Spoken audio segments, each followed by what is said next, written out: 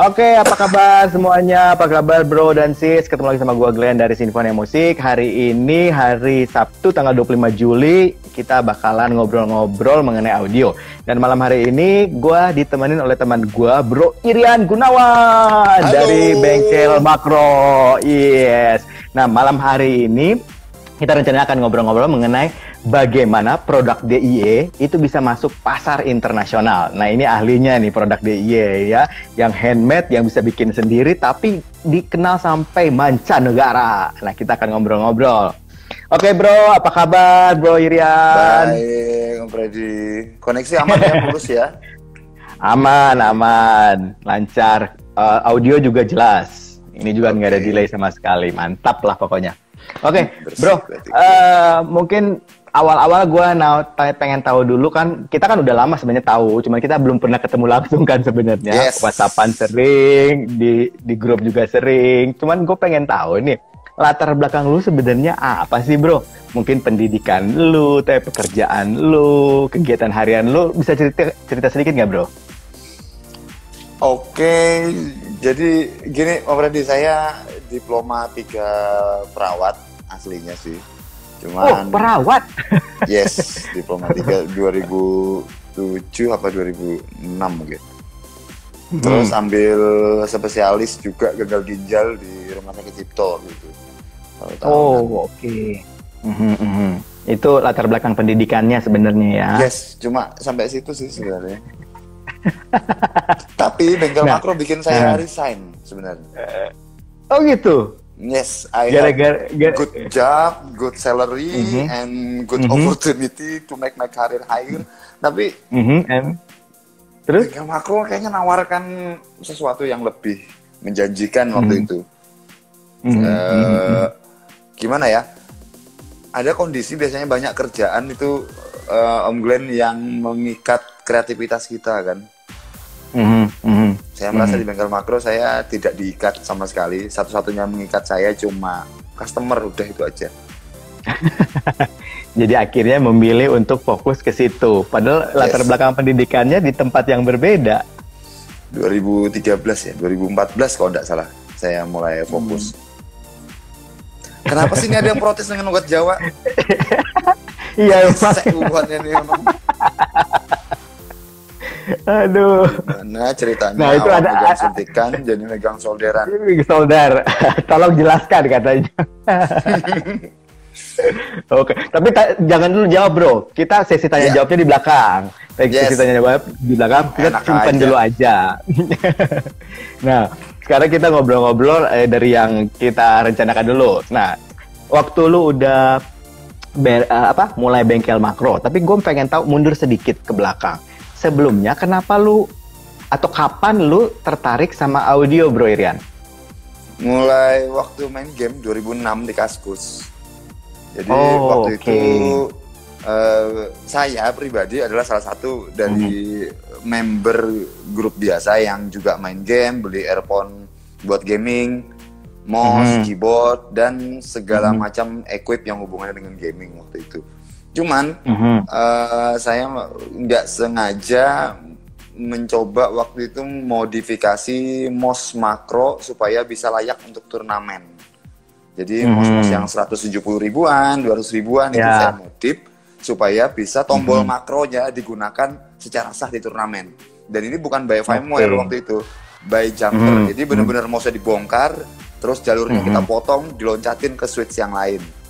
Itu awal mula sebutan Bengkel Makro di 2006 dan seterusnya. Tapi kok bisa lu bongkar? Emang lu udah ada latar belakang elektro gitu, Bro? Nggak ada sih. Tapi saya pegang solderan mulai kelas 2 SD. Bang Len, kelas 2 SD saya sudah mulai pegang solderan. Terus lagi profesi saya waktu itu baru lulus sekolah perawat sebelum ngambil diploma 3. Memang saya posisi harus bekerja di daerah pelosok-pelosok Kalimantan yang di sana kondisi survival gimana ya, klinik kami itu minim sekali backup karena ada sekitar 18 jam dari ibu kota posisinya. Jadi everything kalau misalnya saya mau bertahan, entah itu radio HT, entah itu alat sterilisasi, alat-alat medis, saya harus servis sendiri karena mustahil untuk sendiri request. Gitu. Yes. Oh. Tapi saya menyenanginya. Saya suka sekali nyervis sendiri karena itu bisa ngatasi masalah yang urgent gitu kan. Oke. Makanya dari situ. Dari kalau ini kalau gue pengen tahu nih, lu kenapa bisa dari kelas 2 SD bisa megang nyolder? Bokap nyokap lu nggak marahin lu main panas-panas gitu? Oh, jelas sekali, marah sekali. Bakar dapur sampai. Buset. Bakar dapur. Terus gimana ceritanya sampai lu bisa megang-megang nyolder di kelas 2 SD, Bro? Karena memang kondisi rumah kami kan dekat pasar, jadi tetanggaan sama tukang servis elektronik yang mereka kerjain berbagai macam. Jadi gini, trennya alat elektronik rumah tangga di 20 tahun, 30 tahun lalu kan orang masih worth it untuk nyervis ya, Bang. Iya. CP tabung, kipas angin. Terus lagi Cina waktu itu belum raja produsen masih, jadi banyak barang Jepang, Taiwan, Amerika bahkan ya kan, yang spare partnya itu masih gampang sulit ditemukan kalau tidak dikanibal. Jadi anggaplah tukang solder 20-30 tahun yang lalu merupakan orang-orang gila yang bisa menyelesaikan masalah-masalah goib biasanya. Dari situ lu lihat tetangga lu gitu. Oke, dari situ akhirnya mulai belajar nyolder, ngelihat tetangga beresin TV, radio mungkin gitu. Betul akhirnya sekali. dari situ. Oh, jadi ketahuan ya. Dari kecil memang udah tertarik sama elektro sebenarnya ya. Yes. Dan juga saya tertarik dengan dunia keperawatan waktu itu karena saya melihat potensi nyolder juga, menjahit juga, tapi di badan orang, bukan di barang elektronik. Kayaknya lebih asik juga, lebih nantang gitu kan. Jadi ngebenerin orang ya, servis manusia. Tapi high sih sebenarnya, Bung Glenn. Profesi di bawah sumpah profesi itu sebenarnya sampai hari ini saya masih kok handle pasien sebenarnya di rumah, karena ada juga gitu? istri perawat juga, otomatis audio fine jadi profesi dan UKM yang saya jalankan, tapi secara garis dan sumpah profesi saya tidak bisa berkhianat dengan keilmuan saya. Jadi saya masih punya kewajiban untuk bantu mecahkan masalah kesehatan yang ringan-ringan di lingkungan sekitar. Itu nggak bisa ditawar sih, kerjaan sampai mati sih sebenarnya. Ya, itu pekerjaan yang sangat mulia, menolong orang, bikin orang sembuh. Apalagi dengan kondisi saat ini kan, orang jadi agak lebih paranoid masalah kesehatan kan. Yes, jadi dan di bengkel makro kerjaan saya nyakiti orang, bikin orang pusing untuk belanja terus-menerus ya kan. Jadi saya anggap imbang lah ya kan. Benar. Oke, Bro. Nah, sekarang setelah lu dari kecil, kemudian dari perawat, akhirnya karena tinggal di pelosok-pelosok mesti nyolder sendiri, akhirnya bentuk bengkel makro, sejarahnya sampai lu klik gitu. Oke, gua mau bikin satu perusahaan yang bergerak di bidang elektronik, di bidang pembuatan barang-barang secara DIY. Gimana itu ceritanya? Ini tidak lepas dari dukungan komunitas PAS ini, Bang Glenn. Soalnya ini komunitas mendukung penuh mulai dari ide sampai crowdfunding. Jadi masalah pendanaan yang saya harus tuntaskan di awal-awal, saya nggak punya modal dan tidak memungkinkan untuk pinjam di bank. Ya iyalah, barang usahanya belum ada ya kan. Ini dituntaskan oleh kawan-kawan dari regional Samarinda. Mereka ada berapa, mereka bantu supaya saya bisa melakukan pembelanjaan awan spare part untuk membuat amplifier pertama bengkel makro yang waktu itu pakai kaleng rokok Jisamsu ya. Awal-awal ya. Oke. Jadi tahun berapa itu, Bro? 2014. Jadi dari komunitas itu ya di Samarinda, Audio Portable di Samarinda ya awalnya ya. Mereka yang mendukung penuh, kemudian didukung lagi dengan kawan-kawan di Surabaya. Jadi anggap ceritanya ini teman-teman di Samarinda udah bantu supaya produksi itu terjadi. Teman-teman di Surabaya membantu supaya penjualannya terjadi. Jadi dua regional yang saya berhutang kepada mereka seumur hidup ya ini, regional Samarinda sama regional Surabaya. Mereka yang jadi melahirkan, dan saya bengkel tidak bisa makro berhenti sampai sekarang memang. Nggak mau diterusin karena udah telanjur. Bener. Oke, jadi dari regional Samarinda, regional Surabaya yang bantu promosi, pemasaran gitu juga. Dan jadi pembeli juga. Jadi pembeli juga, luar biasa banget ya teman-teman. Tapi memang sih gue juga ngerasain sih, komunitas audio portable itu ya kayak kita aja, kita nggak pernah ketemu tapi udah saling tahu gitu. Kalau kayak ketemu ngobrol gini kita juga udah lumayan deket gitu. Karena memang komunitas audio portable gue pribadi sih ya ngerasain memang kita walaupun ada aja drama-dramanya, tapi secara overall dari Sabang sampai Merauke kompak kok. Yep. Tambah lagi gini, kenapa jadi orang-orang lama itu ada kecenderungan lebih dekat dan satu rasa. Jadi mungkin 5-7 tahun yang lalu kemudahan untuk audisi itu adalah sesuatu yang mahal. Gimana ya? Teman-teman kalau bisa jalan ke Jaben, ke Surabaya, kita seolah-olah kayak nitip kuping gitu, Bang Glenn. Jadi ada yang berangkat, cobain ini dong. Ya kan? Jadi zaman sekarang kita semua percaya kuping sendiri, zaman dulu kita percaya kuping teman. nitip dengerin. Karena harga retailnya yang lumayan tinggi, terus lagi kelangkaan barangnya, dan kita nggak punya kebebasan untuk nyoba atau nilai gamblingnya tinggi gitu, Glenn.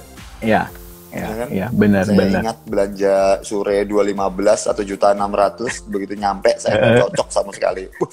Perih sekali. Dan ternyata orang yang perih seperti saya di Indonesia itu tidak cuma saya sendiri, banyak orang yang mengalami. Banyak ternyata. Saya kira di zaman dulu review bermunculan, tapi based on analisa-analisa pendek yang kita lakukan pada seseorang reviewer yang membuat kita berkesimpulan, oke, apa yang dia bilang saya ikut. Karena apa? Terlalu banyak hal yang sama yang membuat saya berpikir apa yang dia dengar bakal mirip dengan apa yang saya persepsikan. Ini terjadi 5 tahun yang lalu. Di zaman sekarang karena banyaknya produk-produk murah, saya pikir lebih mudah sacrifice kok sebenarnya. Nggak terlalu repot-repot harus memaksakan orang cari review. Toh juga barangnya dia banyak pilihan yang murah-murah ya kan.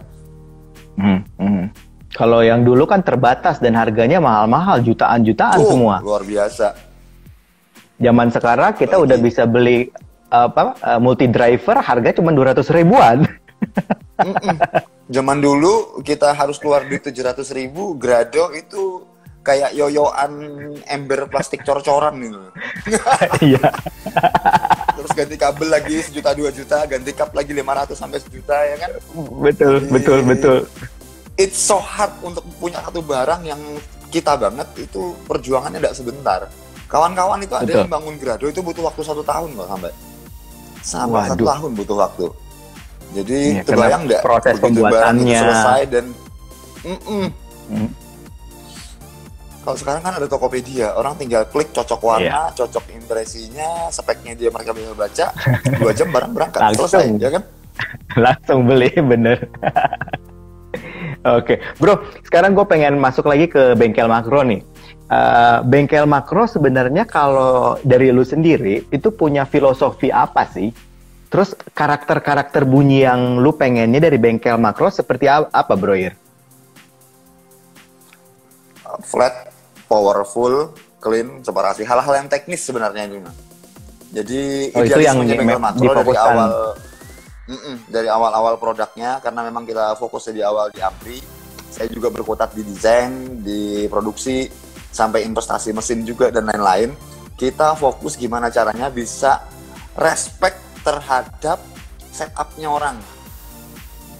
Respect dalam artian dia punya WAM setupnya, kita nggak ganggu. Kita cuma tambahin powernya, separasinya, sound stage-nya cukup. Udah, nggak dibikin bright, nggak dibikin dark dan lain-lain. Ini bentuk respect terhadap setupnya orang. Itu terjadi bertahun-tahun. Jadi kan ampli bengkel makro kan mulai dari V1 sampai V4, terus lagi mulai masuk ke 2 channel, buffer, opam, itu ada 2 versi. Tambah lagi yang 3 channel sampai ada 4 versi dan limited edition yang bodinya ada goldinya gitu. Jadi ngehitnya juga di headfi.org malah ya, Om Glenn. Headfi malah yang suka banget dengan barang-barang handmade ya kan. Di luar negeri malahan ya. Yes, dan saya merasa beruntung sekali karena ini sebenarnya bukan sepenuhnya perbuatan saya, tapi juga memang bantuan dari kawan-kawan yang sudah jadi customer belanja di luar negeri. Mereka nulis, mereka bikin data sampling, kemudian frekuensi respon, bla bla bla, yang sebenarnya tidak mampu saya kerjakan waktu itu. Dan itu malah meningkatkan sell-nya di luar negeri. Otomatis Indonesia juga tidak tersentuh jadinya. Kayak ini juga sebenarnya salah satu kenapa bengkel makro juga bisa nembus pasar internasional ya sebenarnya ya. Yes, jadi yang kita lihat di bengkel makro sih sebenarnya satu kesatuan sistem. Anda di sana melihat ada dedikasi di desain, di hasil akhir sampai ke fotografi dan feed Instagram dan pencitraan Facebook karakter pembuatnya yang didesain sedemikian rupa supaya menguatkan produk. Jadi gini, Om Glenn, saya suka sepedaan, tapi saya mau kasih lihat ke orang-orang bahwa saya adalah tukang solder termahal di muka bumi yang punya banyak waktu luang dan mampu belanja barang-barang mahal. Oke. Luar biasa. Oke. Terus bro, nah kalau waktu lu mulai membangun sampai pertama kali bisa dikenal sama apa sih namanya customer dari luar negeri, itu gimana ceritanya bro? Terus tanggapan mereka waktu pertama kali kan pasti lu kan biasanya kenal kan siapa yang waktu ini barang gua yang pertama keluar nih, biasanya pasti inget kan. Nah itu gimana pengalamannya? Di Headfy itu pertama kali orang belanja bahas Cimoy. Ada kawan orang Indonesia yang belanja, yang posisi dia domisili di Malaysia dan dia belanja pertama kalinya itu pertama kali barang keluar negeri. Kemudian begitu dia belanja, dia nge-review in English di dalam grup Headfy. Dari sana karena orang lihat ada ampli unik pakai kotak rokok harga 195.000, jadi pada belanja rame-rame. Dalam 1 bulan saya harus menyiapkan kaleng rokok sampai 200 piece. Sampai harus beli rokoknya juga. 200 pieces.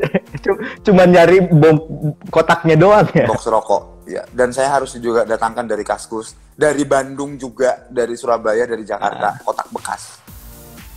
Buset.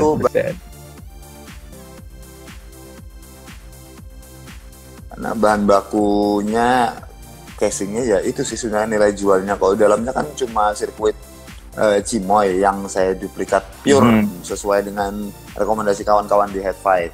Baterainya pun 2, nggak bisa ngecas lagi. Harganya murah, kayak harga mereka ngopi ganti-ganti doang, ya kan?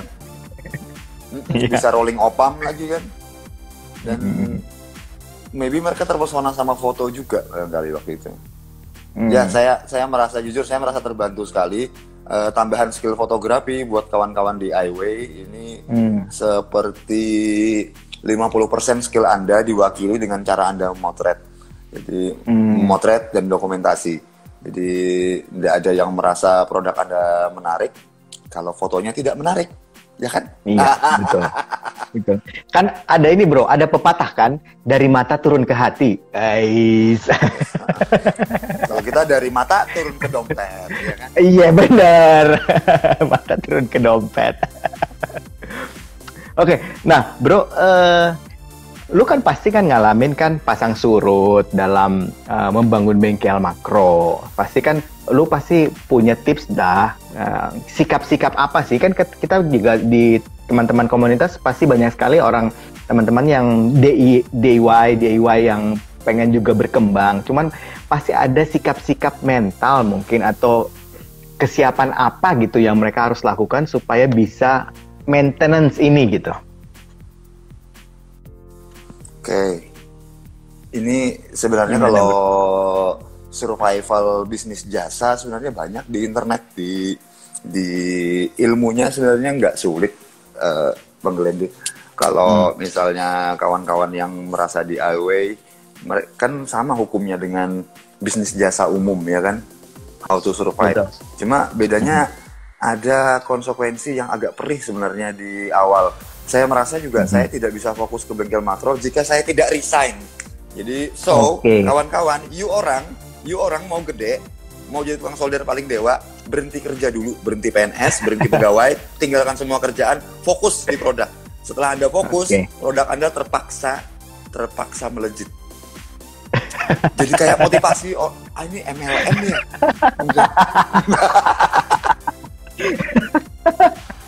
Iya. Jadi intinya satu harus total kayaknya ya, harus total, benar-benar total gitu. Jadi nggak boleh setengah-setengah. Betul, supaya tidak setengah-setengah, tinggalkan pekerjaan lain. Kok simple banget ya, simple tapi mengerikan loh ini. Iya, bener itu.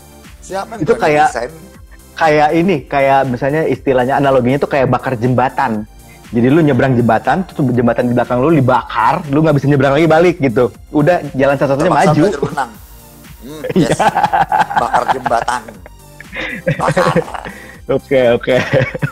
Nah itu poin pertama. Ada lagi nggak bro? Selain itu cara curang. Selain total. Cara curang. Selain total ya itu total itu sebenarnya mencakup banyak hal ya kan. Total di setiap langkah dalam produksi, lu mulai desain serius ya kan, lu mulai ngukur serius, lu mulai produksi perakitan sampai quality control sampai ke pemasaran, hal-hal detail yang kecil sekali tidak dibiarkan ada space kesalahan. Jadi bengkel makro karena dia handmade banyak aibnya sebenarnya. Om Glenn, tahu nggak kalau saya sampai hari ini masih nyervis loh ampli bengkel makro yang jadul-jadul yang umur 6 tahun 7 tahun masih diservis. Kenapa itu bisa terjadi? Apakah barangnya buruk? Bukan. Barang itu memang punya umur pakai, jacknya rusak apa segala macam. Tapi yang saya perhitungkan adalah jangka panjang. Saya ingin bisa merawat produk-produk yang pernah saya buat di masa lalu, sehingga ini akan menciptakan hubungan batin kepada pemiliknya. Mereka sudah suka, walaupun mereka punya budget untuk belanja barang-barang yang lebih mahal, tapi karena mereka sudah suka sama sound signature produk-produk yang lama, mereka rela bayar untuk mengembalikan fungsinya seperti normal. Dan ini saya rencanakan dari 5 tahun yang lalu. Saya sudah siapin spare part-nya lebih dulu. Jadi kapanpun, anytime ada barang trouble, saya sih bisa kerjain untuk ngerawat barang-barang itu. 5 tahun yang lalu. Oke, luar biasa ya. Jadi visioner ya. Terus purna jual benar-benar nomor 1 ya. Jadi kita nggak ngejual, oke, gue jual selesai gitu, enggak. Tapi gue jual, gue tetap maintenance lu gitu. Yes. Kalau bahasa kasarnya kawan-kawan bilang belanja produk bengkel makro itu adalah tiket untuk dapat nomor WA saya supaya hidupnya menjadi lebih baik. Seolah-olah saya guru hidup gitu. Kurang asem memang anak-anak ini. Iya. Luar biasa ya. Itu ada yang tulis tuh, aku banget katanya. Iya, begitu. Oke, bro, kayaknya kita udah mesti masuk ke dalam sesi tanya jawab karena waktunya kita juga sangat terbatas. Kita buka aja tadi soalnya. Gak apa-apa. Kita buka aja sesi tanya jawab. Silahkan teman-teman, bro dan sis yang mungkin ada pertanyaan, mau itu teknis, mau itu seputar audio, mau seputar membangun bisnis, apapun itu kita akan coba untuk jawab. Mungkin lebih fokus ke Bro Irian karena Bro Irian yang akan lebih ngerti masalah teknis misalnya, yang mengerti tentang bagaimana membangun bisnisnya. Silahkan. Oke, kita sambil sapa dulu yang di atas ya. Oke, ini ternyata udah banyak banget. Tadi gue nggak lihat. Ada ini Pak Dekute aktif sekali ya. Hits juga ya berarti. Tapi kayak cowok semua juga ya. Cowok semua ini Om Glenn kita keluarin sudah nih. Harusnya ada ceweknya juga biar semangat kita ya.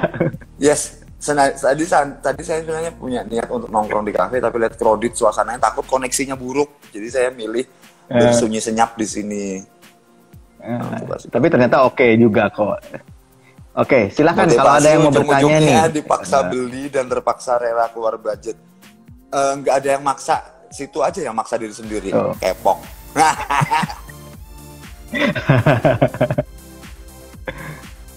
Oke, apalagi nih? Oke, bentar.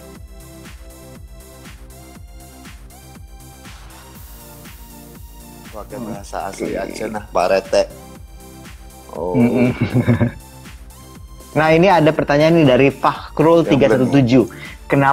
Kenapa nggak bikin earbuds kayak yang lain-lain. Bikin lah. Bikin kan earbuds mah bikin ya.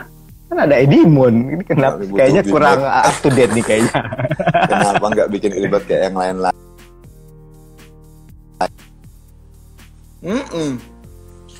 Ketahuan belum nonton channelnya Om Glenn Latte Guru. Itu ada review earbud Edimon ALC 4050 yang terbaru 32 bit sampai dengan 38 kHz. Gimana sih? Betul sekali. Nah ini dari Indra nih, Indra 36 kayaknya mau nanya nih. Mau nanya sama Om sesama gundul dan saya juga. Apakah Om merasakan peningkatan suara jika menggunakan kans tertentu? Headphone dengan keadaan tanpa rambut, karena menurut saya cukup ada perubahan suara. Oke bro, lu jawab. Jadi gini, kita perlu kembali ke fungsi dasar telinga itu sendiri, karena telinga adalah filter suara terbaik di muka bumi pemberian Tuhan. Di dalam bentuk daun telinga dan tulang di sekitarnya, yaitu kepala kita sendiri dan ada rambutnya beberapa orang. Jadi ada peluang untuk headphone bisa mentransfer rambatan suara secara baik sampai ke gendang telinga. So, kalau ada rambut, ngesilnya kurang rapat bro, karena di sini ada rambut. Otomatis saplo itu yang 5 Hz ke bawah atau 15 Hz ke bawah, itu bakal nyelip ke belakang rambut-rambut. Tapi kalau nggak ada rambut, ketahan. Itu petnya langsung nutup, blep, sepi, clean, ya kan? Iya, betul. Otomatis secara tidak sengaja Anda memberi peluang untuk detail yang lebih banyak nyampe ke dalam kuping tanpa terinterupsi. Begitu jawabannya bro. Ini dari Arofazar. Ya. Ini dari Arofazar. Kapan BMAX V3 keluar lagi tuh? BMAX V3 itu tidak diproduksi kembali karena kita sudah sadar kalau memang kebutuhan di zaman now 9 volt dengan charger 12 volt CCTV itu sudah tidak versatile again. Di zaman sekarang sudah kurang cocok lah. Kalian hanya butuh sebenarnya ampli-ampli yang punya current besar walaupun voltasenya tetap 3,6 volt sesuai dengan voltase DAP. Zaman dulu kan kita punya prinsip kalau playernya 3,6 volt, kenapa amplinya 3,6 volt seperti tidak ngepek gitu Om Glenn? Karena amplinya kecebur. Tapi kita butuh ampli yang agak tebal-tebal, yang baterainya pakai lithium polimer 12 volt. Baru di sini terasa clean-nya, powerful-nya. Karena di zaman dulu earphone itu haus sekali dengan arus. Iya. Di zaman sekarang nggak rakus-rakus banget kok. Sedangkan kayak gerombolan KZ yang 12 driver, 10 driver, konsumsinya masih di bawah 1 milivolt kok. Nggak boros-boros banget. Ya? Jadi otomatis kebutuhan ampli di zaman sekarang itu murni kolorasi, bukan warna. Amplifying agi. Oke, next dulu dari ini Bro Pesona Jiran. Pak RT lama nggak mampir ngobrol-ngobrol trik dan trik. BTW amplinya sampai sekarang aman jaya, sudah 3 tahun pakai. Oke, dari Pesona Jiran. Terima kasih. Saya doakan semoga amplinya cepat meledak dan Anda belanja ampli yang terbaru. Iya. Ini dari Pak Dekute. Bukan, nih udah kayaknya tadi. Terima kasih atas pencerahannya.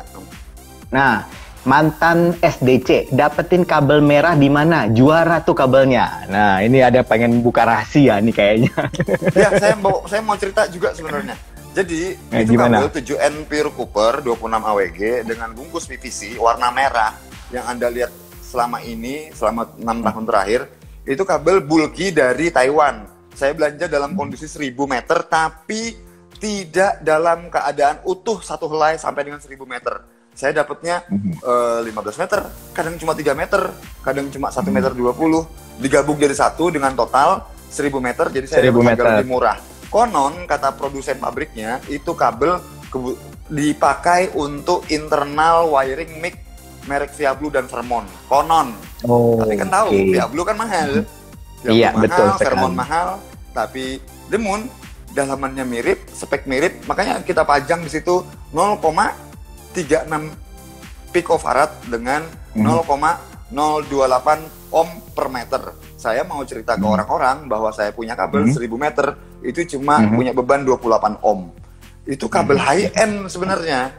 Kabel Betul, high-end betul. yang saya dapat dengan harga receh dan saya jual kepada kalian dengan harga high-end lagi.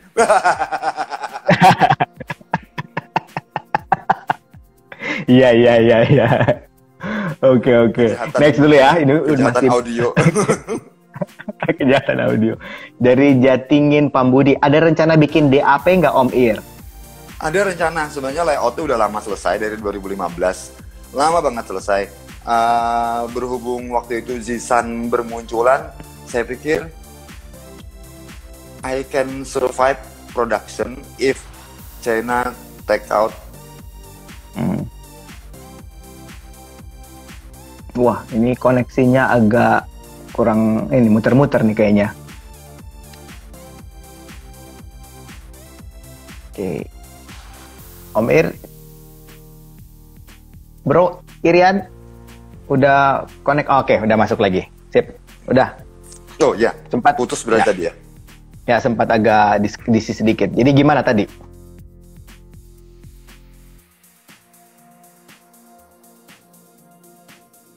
Waduh, ini DC lagi nih koneksinya.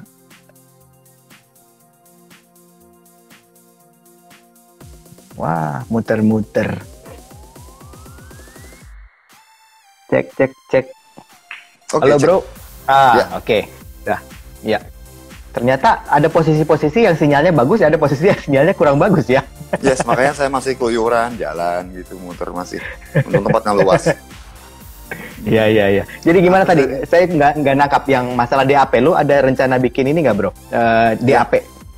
Dulu sudah pernah layout desain 4 tombol dengan 1 LCD kalkulator dot matrix.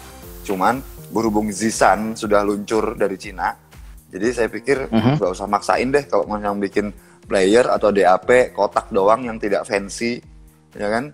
Kalau misalnya retailnya sampai sejutaan, saya tidak confidence melihat bermunculan produk Cina masuk ke Indonesia. Jadi kita tarik idenya, kita nggak lanjutin projectnya. Saya fokus ke barang-barang yang memang Cina nggak buat saja.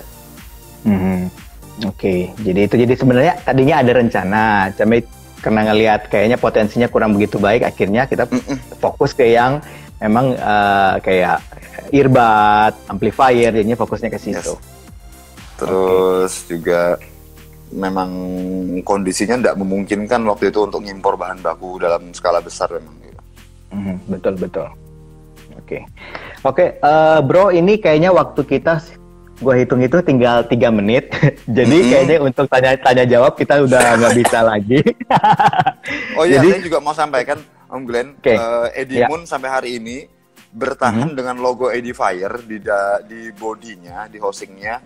Itu saya mencoba memberitahu pemakainya bahwa saya respect dengan pemilik driver aslinya, insinyur yang bekerja di belakang Edifier, yang bisa konsisten menciptakan earbud berkualitas stabil di tiap unit, walaupun agak mudi-mudi dikit, tapi mereka konsisten. Di harga di bawah 200.000, mereka bisa kerjakan. Saya respect luar biasa kepada mereka.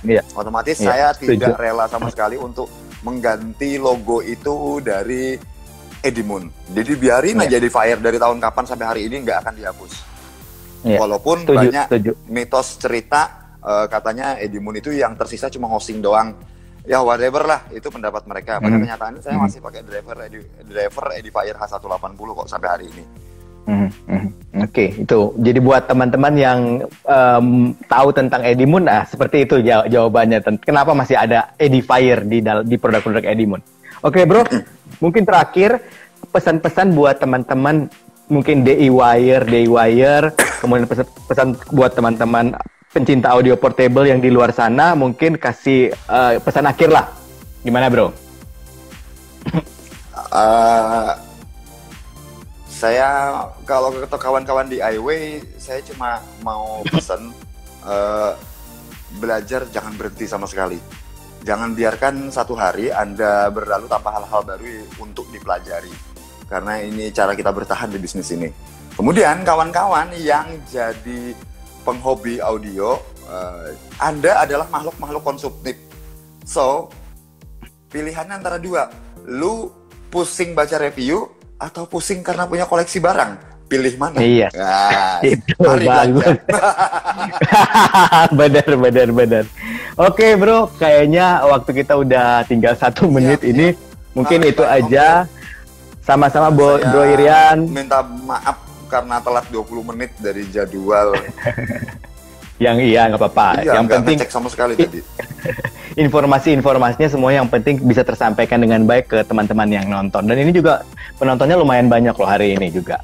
Oke, thank you banget Bro Irian buat kesempatannya. Gue juga thank you banget karena bisa ketemu sama lu. Akhirnya ketemu langsung gitu, bisa ngobrol langsung, bisa ngerasain apa pikiran-pikiran lu, apa yang apa sih dalam kenapa produk-produk lu bisa seperti itu, gue jadi mengerti gitu. Kayak tapi buat yang diobrolkan tadi baru 1%, masih ada 99% ini belum keluar nih. Oke, nanti kalau ada nanti bisa kita bikin nanti sesi 2 nanti mungkin. Siap. Oke, Bro Irian, terima kasih banget buat waktunya, buat teman-teman yang sudah nonton. Semoga ini bisa bermanfaat. Ini nanti ngomong-ngomong akan kita upload juga di YouTube, jadi semakin banyak teman-teman yang bisa lihat, yang bisa mengerti tentang produk-produknya Bro Irian, Bengkel Makro. Oke, Bro Irian, terima kasih sekali lagi. Selamat malam, stay safety, stay healthy. Oke, terima kasih. Terima kasih, thank you Bro.